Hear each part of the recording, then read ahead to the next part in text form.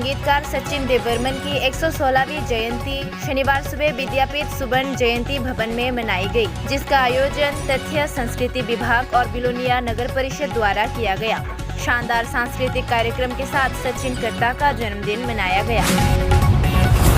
कैलाश शहर अनुमंडल में बिजली सेवा प्रदाता साई कंप्यूटर लिमिटेड द्वारा 1 अक्टूबर शनिवार दोपहर को शहर के कार्यालय परिसर में मुफ्त कपड़े वितरित किए गए।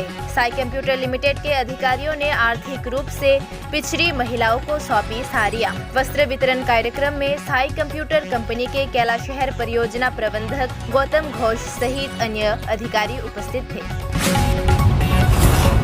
तथ्य एवं संस्कृति विभाग द्वारा आयोजित अगरतला रविंद्र शतवार्षिकी भवन के सामने शनिवार को सूर सम्राट कुमार सचिन देवबर्मन की जन्म जयंती मनाई गई। जयंती समारोह में सूचना एवं संस्कृति विभाग के मंत्री सुशांत चौधरी, विभाग के सचिव प्रदीप चक्रवर्ती, तथ्य एवं संस्कृति विभाग के निर्देशक रतन विश्वास सहित अन्य मौजूद थे। मुख्यमंत्री डॉक्टर मानिक साहा ने शनिवार को पत्रकारों से मुलाकात की। मुख्यमंत्री डॉक्टर मानिक साहा ने आज के दिन सरकारी आवास पर मीडिया के विभिन्न सवालों के जवाब दिए।